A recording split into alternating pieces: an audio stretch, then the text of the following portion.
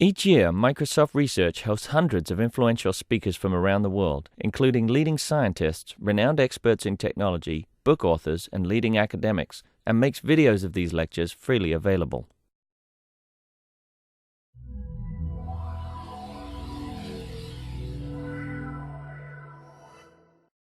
Okay, thank you all for coming.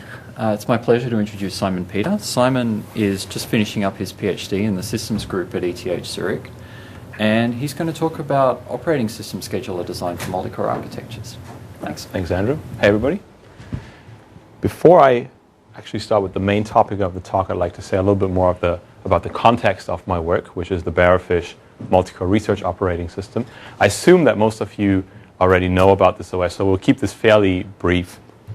Barefish is a cooperation between MSR and ETH Zurich, and the overarching problem that we are trying to address with this work is that commodity computing is and has been for the past couple of years in a period of fundamental change. Multi-core architectures mean speed up through more processor cores on processor dies instead of just simply faster processors. Now, unfortunately, this development is not transparent to software, and so we actually have to write our software specifically or modify our software to make use of the additional cores in the architecture. However, at the same time, we see a fast pace of quite non-trivial developments within the architecture. Intel and AMD are churning out a new multi-core hardware architecture roughly every 1.5 years or so.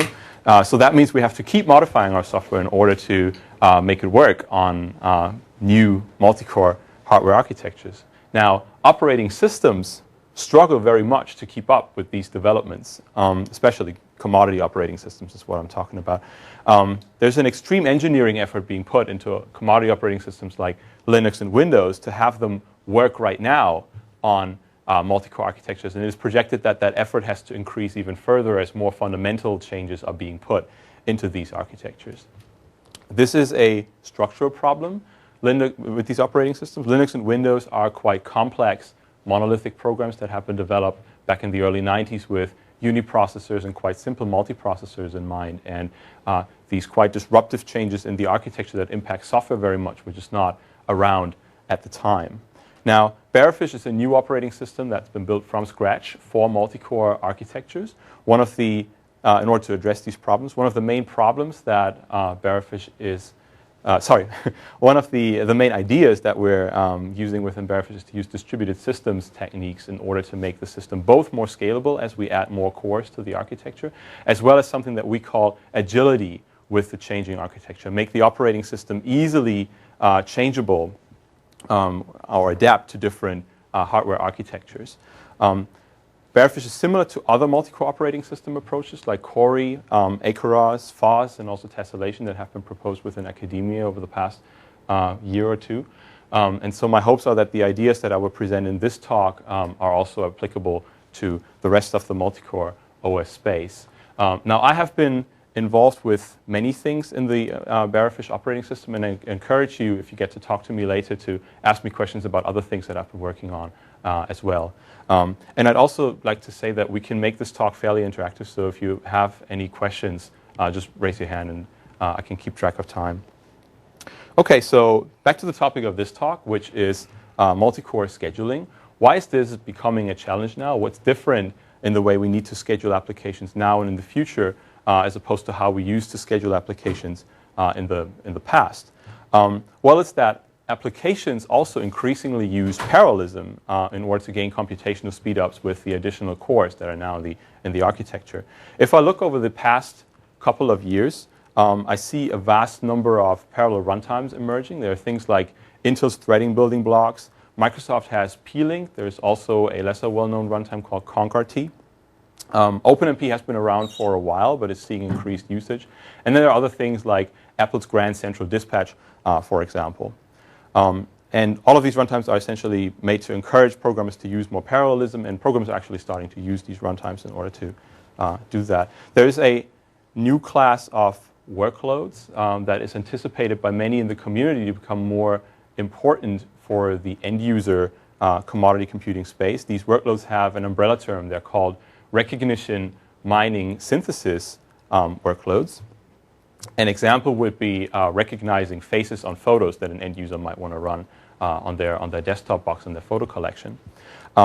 The common property of all the applications in this class are that they are quite computationally intensive, while also being easily parallelizable, so they would benefit quite nicely from the additional cores in the architecture. Now, parallel applications like these have quite different scheduling requirements as opposed to traditional single-threaded or even concurrent applications. And that's something that's quite well known, for example, in the supercomputing community that has been dealing with parallelism essentially for decades.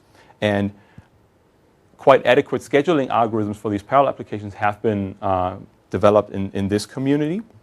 However, the focus there is mainly to run a big batch of usually scientific applications that run for a very long time to a supercomputer. So you submit that, and then you have to wait, usually for hours, days, sometimes even weeks. You don't really change the system while you're running these applications, and then you collect your results back later. What's new now is that we want to run these parallel applications in a mix together with traditional commodity applications. So maybe as alongside a word processor that a user might be running or as part of a web service. So the main two differences in this scenario are that the setting is much more interactive. We now have to deal with ad hoc changes to the workload as the user provides input to the system. And it's also providing us with a new metric. Responsiveness to the user is now important. We have to be able to make scheduling decisions quickly enough so that the user can actually feel a difference in the system as the scheduler is making decisions. Yes? So I'm still a little hazy on the model here. So there's the word processor, and then there's a massive scientific calculation going on the side? Well, there are compute-intensive applications going. So this face recognition, for example, is something that is really compute-intensive. It takes a while to recognize faces on photos. But it's still something that you might want to run either in the background, or you might want to run this as part of a web service, for example. You might just want to do this when people submit photos. Why is this more challenging in this world? It seems like I've always wanted my computer to do With this type of workload, that's true. But I was comparing it to what people do in the supercomputing community. So there they have developed scheduling algorithms for parallel applications, but their use cases are typically throughput-oriented batch processing, where you have a big batch of applications and you just want to run. There's no real latency requirement for a particular job, for example. Okay, so to put that into a nutshell again, the research question that I was trying to answer is, how do we schedule multiple parallel applications in a dynamic, interactive mix on commodity multi-core PCs? I'd like to motivate this a bit further and actually make it more concrete by giving you an example of what happens when we run multiple parallel applications today on a commodity operating system. In my case, I ran two parallel OpenMP applications concurrently at the same time on a 16-core AMD Opteron system, fairly state-of-the-art. On the Linux operating system, I used the Intel OpenMP library, which is also a state-of-the-art OpenMP library. Both of my applications essentially execute parallel for loops, which is one of the main ways in OpenMP to gain parallelism. One application, however, is completely CPU bound. It's just chugging away doing computation, and it's using 8 threads. The other application is quite synchronization intensive. It executes a lot of OpenMP barriers. If you don't know what a barrier is, I'd like to introduce it real quick. It's essentially a primitive where you have to wait till all the threads that enter the barrier have to come out of the barrier again. So it's a synchronization across all the threads. If one thread enters the barrier, it will wait for all the other threads to enter the barrier as well, and then they can all leave the barrier again. This primitive is something that's used quite often within parallel computing, especially at the end of computations and of subcomputations, because you want all threads to finish computing their chunk of a parallel data set, and then you usually do an aggregation operation over that computation. So, yes? Are these real applications that have these properties, or are you or for this purpose, are you synthesizing applications that exaggerate these properties? In fact, these are applications that I have synthesized, though they're actually doing some computation. It's not that they're just going through barriers all the time. They're doing some computation. But relationship. Yeah, but I synthesize them so that I can show the effect. What I do then is, as I run these two applications concurrently, I vary the number of threads that the barrier application uses as both applications run. And in order to have some notion of progress that these applications are making, I count the number of parallel for loop iterations that they're going through over some time unit. In my case, it was a second. And then I look at the speed up, or rather the slowdown, as we will see on the next slide, of these two applications as they run concurrently. So here's what I got. On this graph, you see in the top, the kind of reddish-looking line is the CPU-bound application, and then the purple line is the barrier application. On the x-axis, we have the number of threads that are allocated at any point in time to the barrier application. Remember that the CPU-bound application is running on 8 threads all the time, and that we have 16 cores in total in this machine. And then on the y-axis, I have the relative rate of progress that these two applications are going through, normalized to the 2 threads case here on the left-hand side.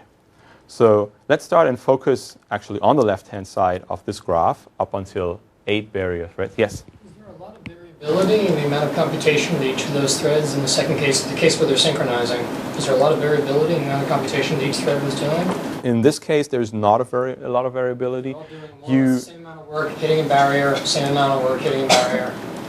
Yes, this is pretty much what you. I would argue that if you use a lot of synchronization, most of these algorithms are actually trying to optimize for that case that actually most of the threads are doing similar amounts of work. If you end up having one thread doing a lot more work, then if you're going through the barrier, you would delay the execution of all the other threads essentially. So. Understood. I'm just surprised that you see this degree of degradation given that they. I can explain that. So I'll explain it. Okay, so up until 8 barrier threads, things look pretty much benign. We have the CPU-bound application essentially stays there at a progress of 1, which is what we would expect because it has the same amount of threads allocated to it, and there's nothing else running inside the system. So the operating system here is doing something sane, and it's scheduling the CPU-bound application somewhere where the barrier application is not running. We can see that the barrier application is actually degrading in its performance, and that's due to the increasing cost of going through a barrier with an increasing number of threads. You have to synchronize with an increasing number of threads, and if you're going through the barrier often enough, then you can actually see this degradation. So here's why the application is degrading. But you've also got more cores working on the problem too, right? Sure, but the progress that I'm showing you here is actually over all the threads. So I could have graphed it differently, and then it would have stayed up there. So but the difference comes from the barrier. So this is relative rate of progress, and you're dividing by the number of threads that you have, or yeah. Okay. Yeah. Sorry, I should have probably said that earlier. So yeah, it's divided by the number of threads. Is that curve that you get if you didn't run the CPU intensive? Excuse me, I didn't hear. Is that the same curve as you would get if you didn't have the CPU intensive workload running on the other 8 cores? Yes. So you would see this degradation. So there's no memory contention or anything else? Exactly. The degradation is due to the synchronization that the application is doing over an increased number of cores, but there's no impact from the other application and doing memory contention exactly. Okay, and actually I verified that the operating system is doing core partitioning here essentially. So it's assigning the 8 cores to the CPU-bound application, and then it's scheduling the barrier-bound application on the other 8 cores that are still available. It's essentially doing a load balancing algorithm. Okay, now on the right-hand side, from 9 threads onwards, this is the first case where we have more threads in total in the system than we have cores in the system. The operating system starts to go to time multiplexing the different threads over the cores. And with the CPU-bound application, we still see something that we would expect, and that is that the CPU-bound application degrades linearly as it's being overlapped with more and more threads of the Barrier application. So that's quite straightforward.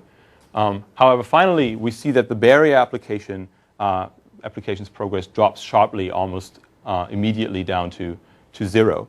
And that is due to the fact that it can only make progress when all of its threads are running concurrently. If one thread is being preempted by another thread of the CPU-bound application, then all of the other threads in the Barrier application now have to wait for that one single thread to enter the Barrier as well before they can all continue together. So this is something that we do not want, and that can be alleviated. Yes? 16 barrier threads and one CPU-bound thread, you can still see behavior like this? Well, sure. If you had 16 Barrier threads and you had just one CPU-bound thread running, you would still see a behavior like this. Yeah. So you could set up this experiment in different ways, and you would still. Back to your example, like the running word and if word were single threaded. Right. Versus the side. Yeah. So there are scheduling techniques to alleviate this problem, parallel scheduling techniques essentially.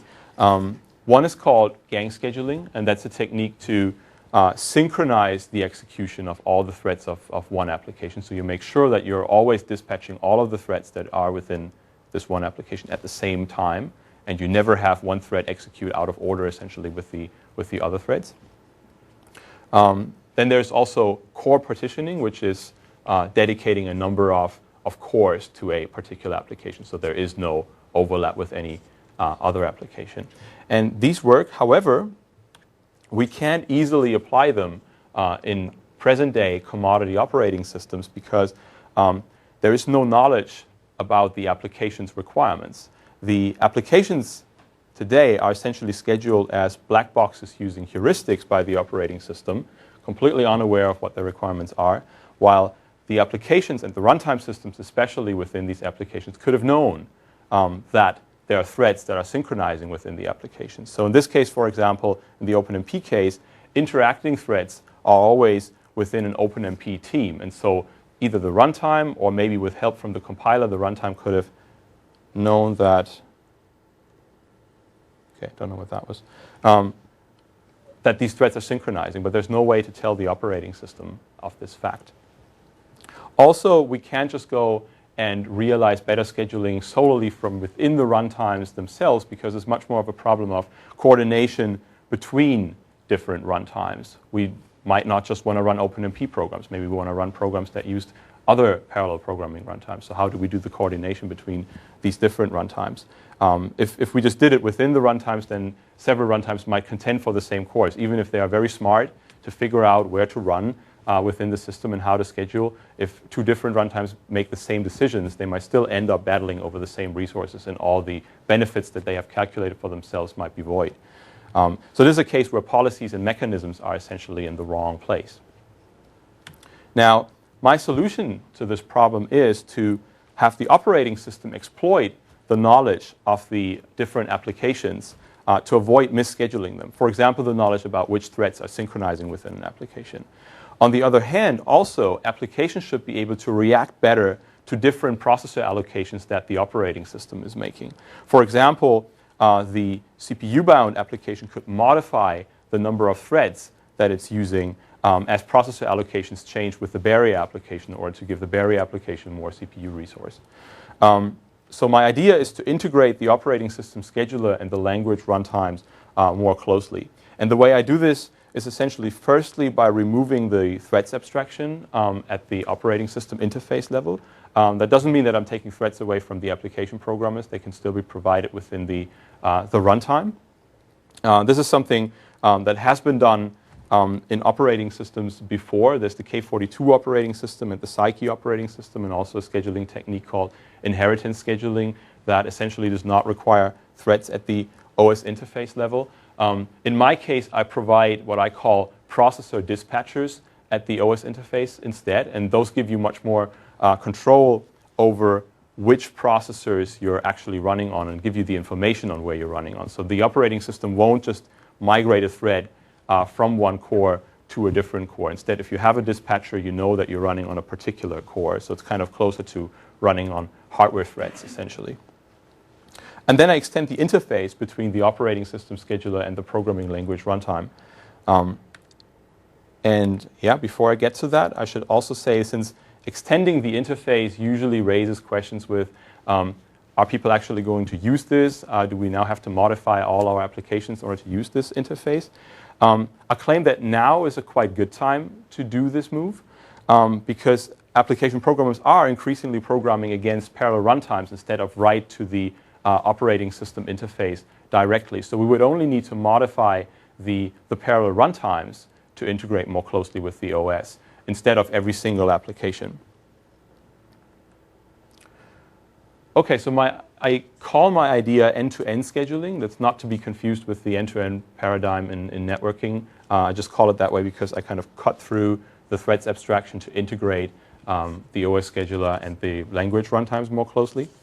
And end-to-end scheduling is a technique for the dynamic scheduling of parallel applications at interactive timescales. There are three concepts to it. The first one is that applications specify processor requirements to the operating system scheduler, so the OS scheduler can learn what is important to the application.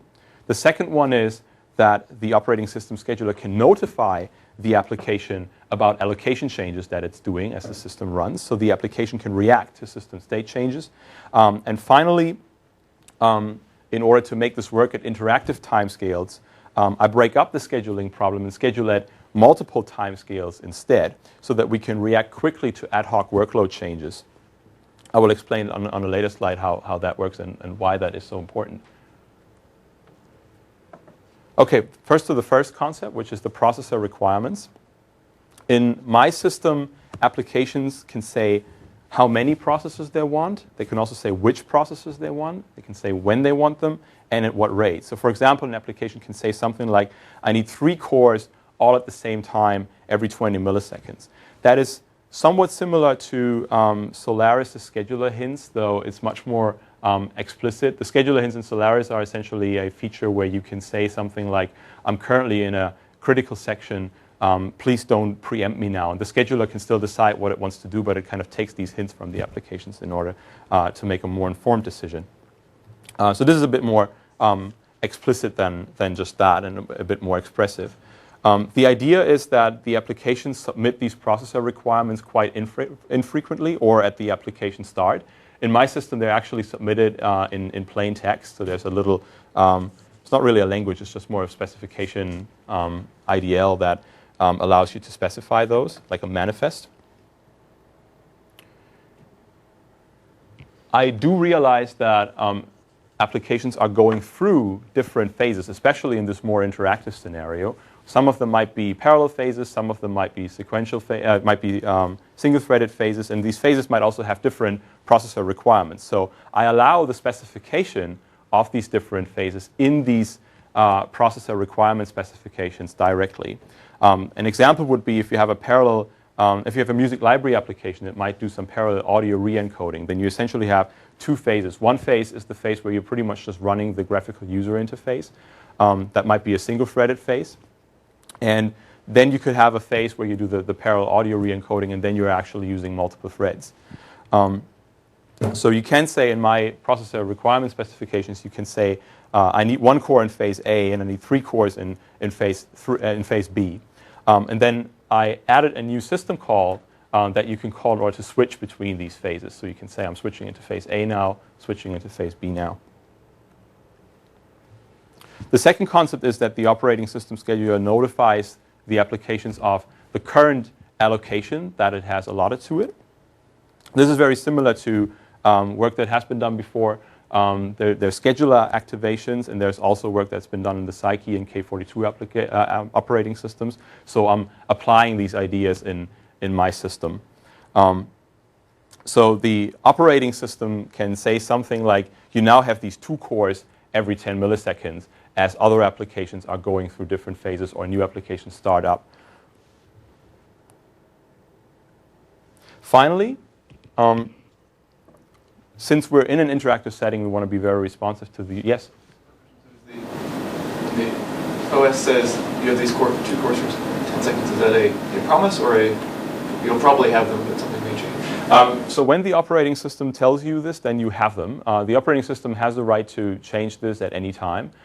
In my system, it will do that whenever an application goes into a different phase or another application comes up or an application exits. So we have these quite defined phase boundaries, essentially, where the operating system can change its mind and give you a new allocation. If those 10 seconds or 10 milliseconds. Yeah, so if it tells you you have the cores, then you do have the cores. Yeah. Even if a high priority application comes along and says, I want those cores, if the operating system tells you you had them for 2 minutes, you've got them for 2 minutes. No, it won't tell you. It will tell you things like you have it every 10 milliseconds, but it won't tell you you will have it guaranteed for the next 2 minutes or something like that. So it can still change its mind.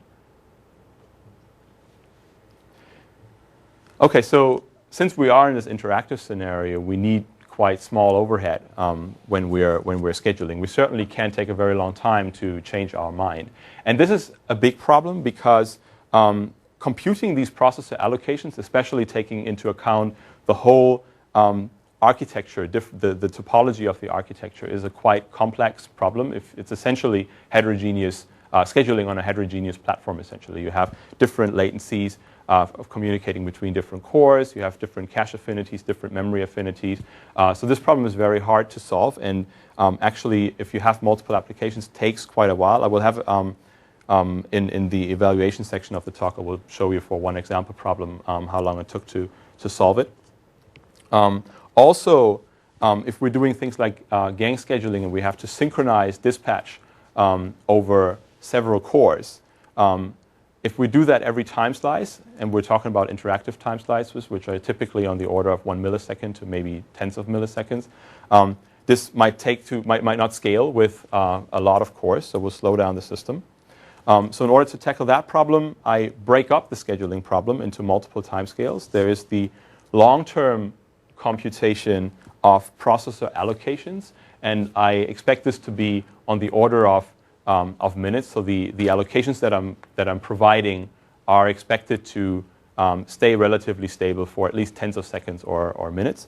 Then there's the medium-term allocation phase changes that the applications can go through with their system call, and that's on the order of, say, deciseconds. I would expect that it doesn't make much sense to go through different resource requirements much faster than that, but you want to have something where you want to be fairly interactive with the users, so you might still change very quickly between different phases. And finally, I have the short-term per-core scheduling. That's just a regular scheduler that runs in the kernel and does the time slicing of the applications. And that's on the order of milliseconds. Okay, so how is this all implemented within the Barefish operating system? I realize all of this by a combination of techniques at different time granularities. First of all, I have a centralized placement controller. That's the thing on the right-hand side. I should also say how the schematic is built up. We have the cores essentially on the x-axis here, and there are as many cores as there are cores in the system. And then we have some components that run in kernel space and some components that run in user space. So the placement controller is the entity that's responsible for doing the long-term scheduling. So this will receive the processor requirement specifications from the different applications and then go and produce schedules for different combinations of phases that these applications can go through. And it makes sense to have this be centralized because it's doing something that we can take some time for computing, and it also needs to have global knowledge of what's going on within the system in order to do this, the placement of different applications onto the cores. And then the placement controller will download the produced schedules to a network of planners. That there's one planner running on each core. These planners will first of all just store that information locally so that we don't have to do communication when we're going through different phase changes with the placement controller. Then we have the system call that allows an application to change a phase. And when that happens, the application will send, one thread of the application will send the system call and communicate with the planner to change with a local core planner to change the phase. That planner then has an ID for the phase that it communicates with those other planners that are involved in scheduling this application. So there's just one message being sent, one cache line essentially with the ID of the new phase being sent to the other planners. And the other planners just have to look up that ID in their database of different schedules that they have for their local core and can then activate that schedule. And the way they do that is essentially by downloading a number of parameters to the kernel level scheduler for that particular phase. I have evaluated how long it takes in the worst case to do such a phase change. If we change every single scheduling parameter on, in my case, a 48-core machine, which was the biggest machine I had available at the time when I did this experiment. I did a phase change over all of the cores, and it took 37 microseconds. So since we're speaking on the order of deciseconds that a phase is lasting, this is quite low overhead for doing this.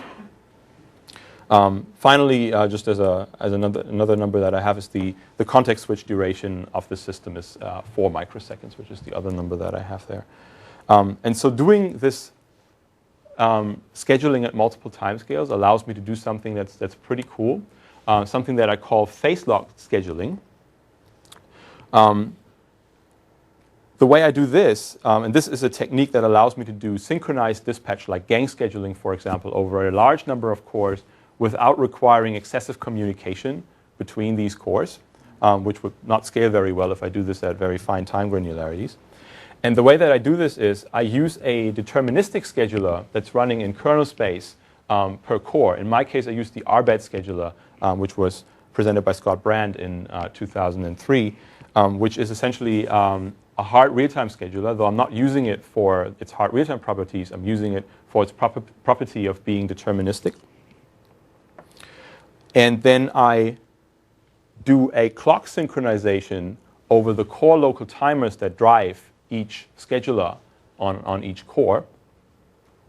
And then I can essentially download a fixed schedule to all of these deterministic schedulers and know that these schedulers will dispatch certain threads at certain times without any further need for communication. So I do not have to do this communication over all the cores that will be involved in, say, gang scheduling and application every time I want to dispatch or remove the threads from the particular cores. So I have a slide on this to show you how this works. And this is an actual trace that I took off the CPU bound and the Barry application running on the 16-core system. In the first case, we're just doing regular best effort scheduling, and this is also to show you the benefits of gang scheduling the applications. So the red, should probably explain the graph, the red bars are the Barry application and the blue bars are the CPU bound application. On the x-axis we have time, and on the y-axis we have the cores. In the best effort case, the barrier application can only make progress in these small time windows here when all of the threads are executing together. And then you can gang schedule, and in the classical case you would have to synchronize every time with every core that's involved in the schedule. Yes? What is like a third application that makes just one core? This is where gang scheduling becomes hard, and this is why it takes a long time to compute optimal gang scheduling. It's essentially a bin packing problem. You have this other application that would run in the system, and it might either be also gang schedule. If it just runs on one core, there's no point in gang scheduling it. You now have to figure out how do I fill this two-dimensional matrix essentially of time and cores optimally with the gang and then this one application. So either you leave a lot of holes, in which case your schedule is not very good, or you're actually trying to do bin packing and try to fit everything in. So it's quite hard to compute an optimal gang schedule. And this is why scheduling in the long term, this placement controller is quite takes quite a long time. So this is why it's important to break up the scheduling problem and not do it, ad hoc essentially when the workload changes. Okay, so in the Facelock case, what I'm doing is I synchronize the core local clocks once. For that, I need some communication in order to synchronize the clocks. You can either use a readily available protocol for that, like NTP, to synchronize the clocks, or you use a reference clock. In my system, I use the reference clock. There's the PIT in the system, essentially, that I can use to synchronize the core local APIC clocks. And then you agree on a future start time for the gangs. For that, you also need a little bit of communication. And then you also agree on the gang period. And finally, this will just schedule itself now. Each core has agreed and has its deterministic schedule, and now we can go ahead and gang schedule. And we only might need to communicate again at some point in the future when we need to resync clocks. I've actually evaluated whether that is the case on x86 machines, and it turns out that it's not the case. It seems that the APIC clocks are all driven by the same quartz. So I actually ran a long-term experiment on several machines where I started the machine, synchronized the clocks, and then saw if there was drift over a day or two, and there was no measurable drift in these machines. So it seems they just have an offset, and that's based on when the core will actually start up. But they're all probably driven by the same clock. Okay, so let's go back to the original example and see if end-to-end scheduling actually benefits us here. So this is the same two applications, just not running on Linux, but running on Barefish. Otherwise, same conditions. The Barefish implementation the Barefish application slows down a little bit faster, and that's due to the Barefish implementation that I had available in the OpenMP library that I used within Barrelfish. Obviously, I couldn't use the Intel OpenMP library because it's closed source. I wasn't able to just port it to Barrelfish. We also see a little bit more noise, and that's mainly due to the fact that Barrelfish has more background activity. There are these monitors and the planners running in the background, whereas Linux is typically, almost completely idle when you don't do anything. The pitfall that is still there, though, and that's the important bit. Now, if I activate end-to-end scheduling and I tell the operating system that I would benefit from gang scheduling from the Barefish-based application, then it will actually do so, and we can see that the pitfall is now gone. So the Barefish application keeps its progress due to gang scheduling. We still see a little bit of degradation due to the Barefish. There's more time taken away from the CPU-bound application, and so it slows down faster. That's what you would expect, because we have to take the time from somewhere that we're now allotting to the Barefish application. So we're now much fairer in this workload mix to the parallel Barefish application. Okay, so far I've only talked about cores. Now, multicore is not just about cores. There are more things like memory hierarchies, different cache interconnects, cache sizes, and things like that. And that's another main outcome of the Barefish work. Is the system topology is very important. So how far away are different cores on the memory interconnect? Barriers are implemented by probing shared memory. And I did this measurement on the 16-core AMD Opteron system, which you see the schematic of here. And I measured that it takes about 75 cycles to do a memory probe into a cache that's on a core that's on the same die within the system. And that it takes about twice as much to go to a core that's on a separate die within the system. And so it depends very much on the application's performance that's executing these barriers depends very much on where the operating system is actually placing those threads. If it happens to place the threads closely to each other, then the application will make more progress. If we place threads on cores that are further away from each other, then we will see less progress. And other multi-core platforms look different again. So we have to be able to accommodate all of them in order to make good progress with the application. We can actually see this in the original example. So this is back on the Linux system.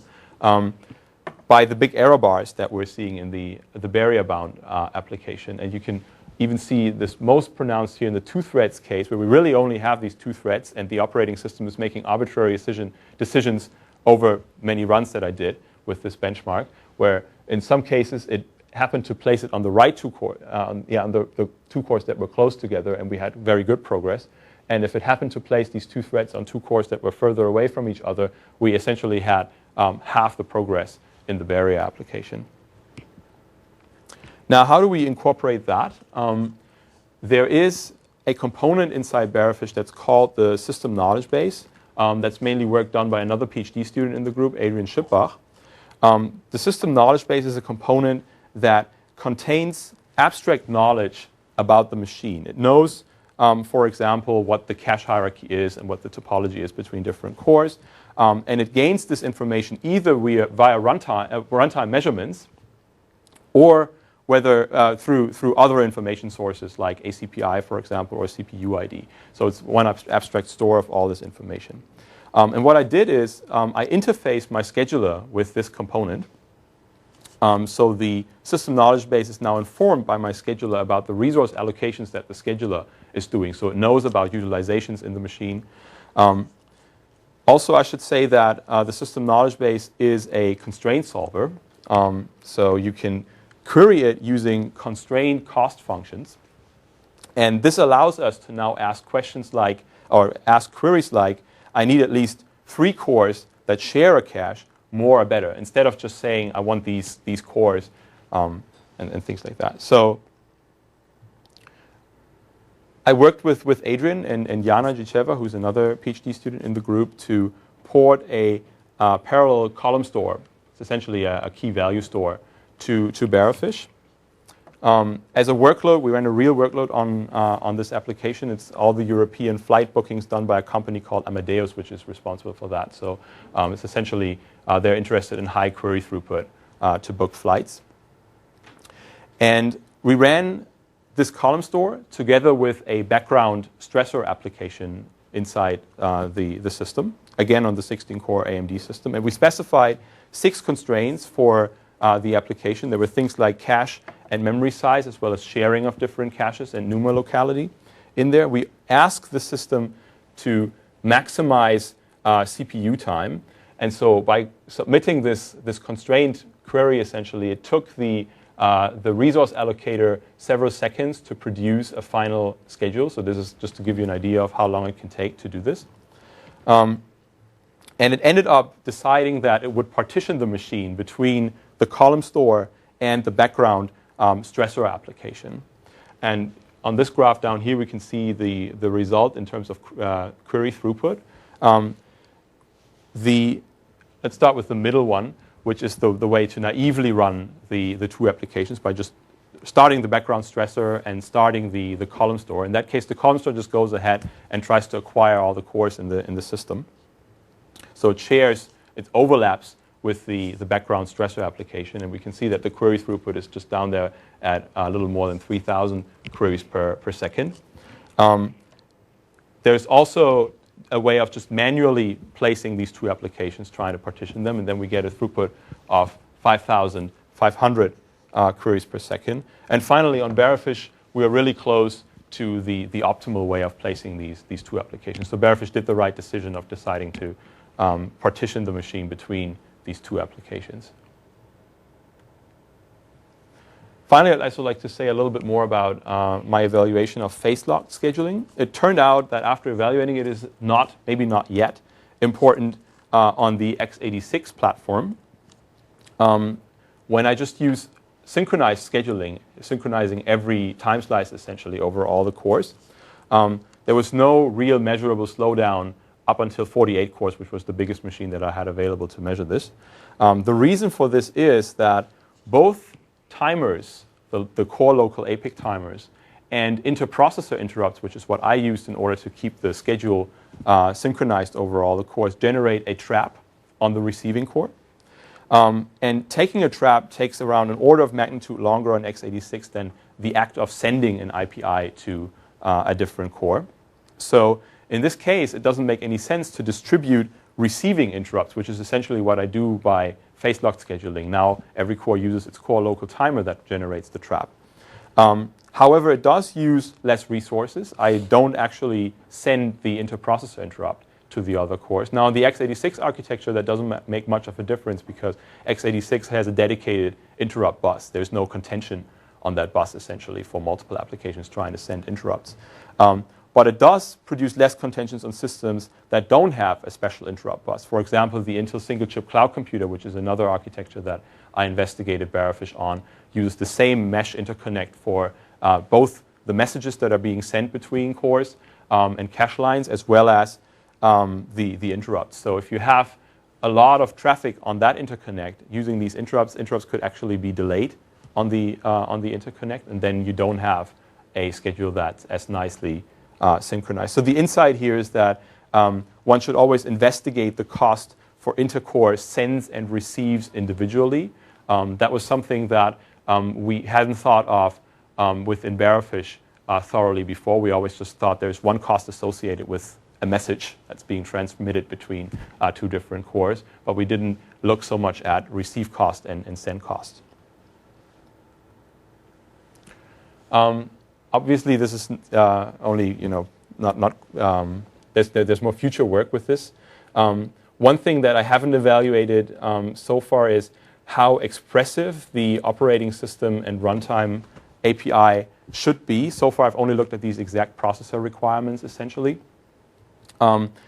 If one were to deploy this in a real system, you would probably want to do this expressiveness analysis first in order not to give the user this very, very expressive interface to essentially do everything like the constraint solving and all that. It's nice because it allows you to experiment a lot with different things, but you probably want to figure out what an adequate interface for applications is. And one thing that I looked at a little bit and I found interesting was number of core speedup functions that might be provided by applications in order to give an operating system an indication of how well these applications are scaling with the workload that they're running. And they could do that based on estimates. And there's actually related work here. There's a system called Parkour that has been presented, I think, 2 years ago in HotPar by the University of California in San Diego that allows you to do exactly these estimates. So you will give it an OpenMP workload in this case, and it will figure out how well that workload will scale. And then essentially you could feed that information into the scheduler, and the scheduler could automatically figure out how many cores to allocate for a particular allocation over some other application that might scale either better or less well. Another thing that I haven't looked at so far is I/O scheduling. So far everything was mainly done within memory, and I just looked at cores and caches. So there's still some work to be done on devices and interrupts, for example. What if we have a device driver that wants to be scheduled? Finally, I also find heterogeneous multicore architectures to be very important in the future. Things like programmable accelerators are becoming quite pervasive, like GPUs, but also network processors. And the question is, what are the required abstractions here? Are the abstractions that I've presented so far adequate for this, or do I need to integrate more abstractions? Okay, I'd also like to say a little bit about my Barefish-related achievements today. Throughout my work, I was able to author and co-author several papers in top-ranking conferences, workshops, and also journals. With Barefish, I participated in building a system from scratch. I'm the proud owner of the first check-in to the code base, which dates back to October 2007. Barefish is a very large system. It contains around 150,000 lines of new code. If you count all the ported libraries and applications, then we amount to a total of around 500,000 lines of code. It had more than 20,000 downloads of the source code over the past year and generated quite significant media interest. Being a PhD student, I was also involved in supervising several bachelor's and master's students. The most important ones were probably one who implemented a virtual machine monitor together with me for Barefish, and then another one who implemented the OpenMP runtime system that I then used for my experiments on Barefish. I also had two bigger collaborations going on. One was with Intel in order to evaluate Barefish on the single-chip cloud computer. This is how I gained most of my knowledge there. They also provided several other test systems for the group to do experiments on. And then there was a collaboration with the Barcelona Supercomputing Center. They were interested in running a parallel runtime that was based on C++, and we didn't have a C++ compiler and runtime system for Barefish at the time, so I collaborated with them in order to essentially port one to Barefish. So to conclude, Multicore poses fundamental problems to the design of operating systems, things like parallel applications as well as the fast pace of architectural changes. Commodity operating systems need to be redesigned in order to cope with these problems. I have focused on processor scheduling, where I found that combining hardware knowledge with resource negotiation and parallel scheduling techniques can enable parallel applications within an interactive scenario. Also like to say that some problems are only evident when dealing with a real system. For example, the problem or the insight that one should investigate message sends and receive separately, and that the cost difference is quite important on a multi-core machine. At the very end, I'd like to say a little bit more about myself and other projects that I have worked on aside from Barrelfish. My main two areas are essentially operating systems as well as distributed and network systems. And other projects I have worked on are a replication framework for the network file system version 4 that I did as my master's thesis. This is essentially a framework that allows you to specify different replication strategies and also writable replication for the network file system, which were not around at the time. I accomplished 2 internships throughout my PhD, both of them at Microsoft Research. The first one was in Cambridge, working with Rebecca Isaacs and Paul Barham, where we applied constraint solving techniques in order to aid solving the problem of scheduling applications on heterogeneous clusters. In our case, it was dry link applications that we wanted to run on heterogeneous clusters. I then did another internship together with Ulfar Erlingsson, working on the Faye cluster tracing system that got published in SOSP last year in 2011. Faye is a system that allows you to trace through all the layers of the software stack on a number of machines, all the way down to the operating system kernel, and doing so safely as well as in a dynamic fashion.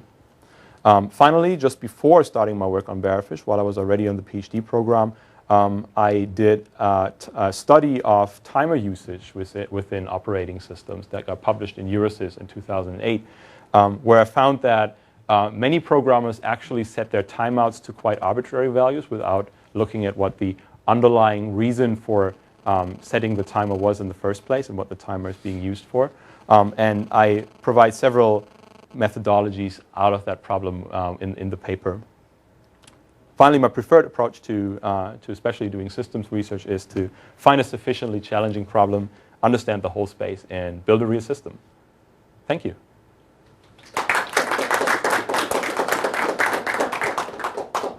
Questions? Yes? Constraint system used to do the scheduling? Yeah, so it's based on the Eclipse Prolog interpreter, so not to be confused with the Eclipse integrated development environment. So it is Prolog with added constraints, essentially.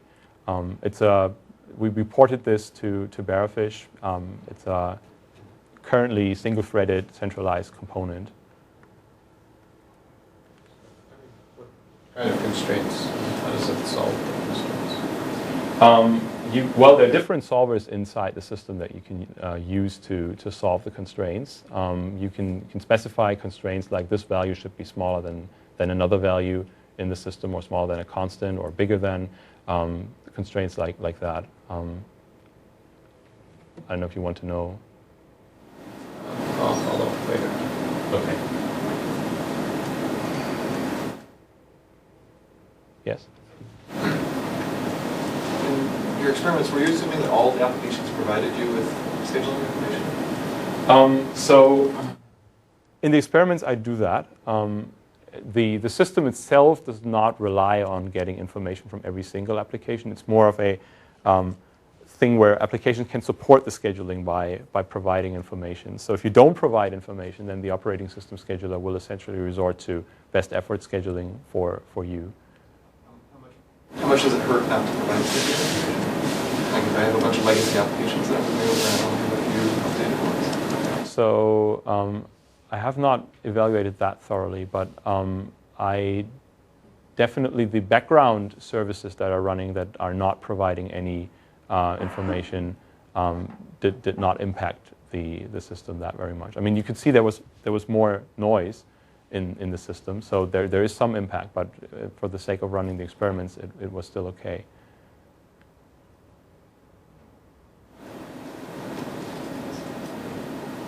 another question. You mentioned earlier the motivation of trying to decrease the latency or increase the responsiveness, I guess. But the experiment you showed us was for throughput. Yeah, that is true. And I'm sorry, I don't have one with me about the responsiveness. The kind of the idea just I wanted to get across was that we need to be able to make scheduling decisions quite quickly. And if we do this, the constraint solving, for example, every time the workload changes, then that is clearly not responsive enough. So for the purpose of this talk, it's more about that. For an application to give you a hint that makes your constraint solving run longer than you expect?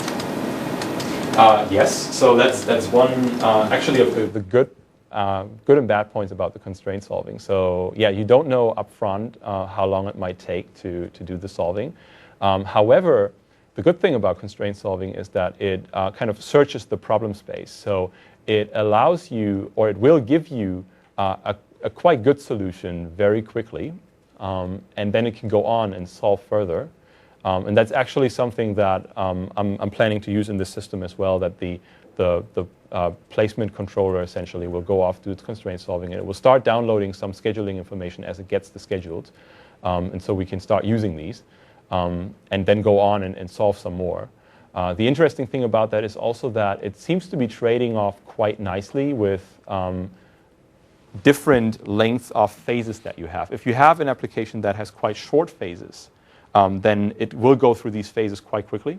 And in that case, we might not have the optimal schedule available at that point. However, since the phases are quite short, it might not matter too much to have the optimal phase allocation available. And if you have an application that has quite long phases, then it also allows you more solving time essentially to come up with a better schedule for these longer phases. And then the decisions will also have more impact.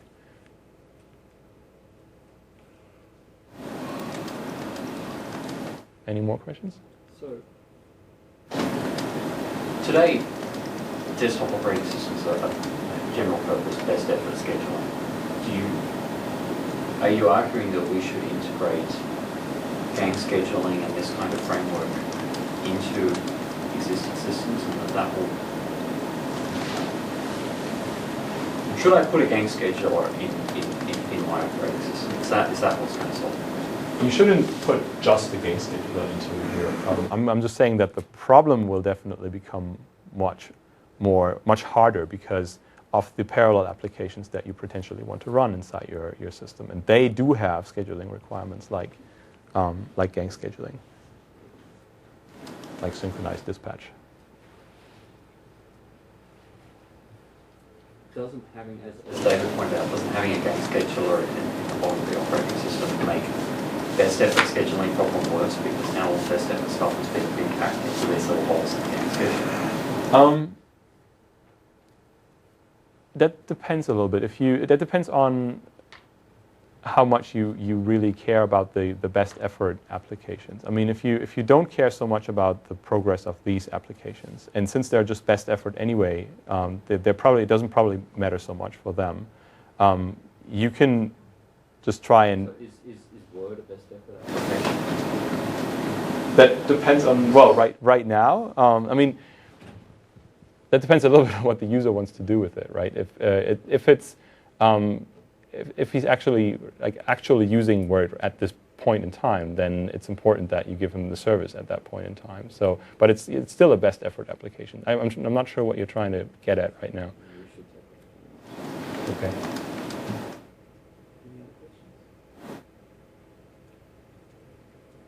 Thanks.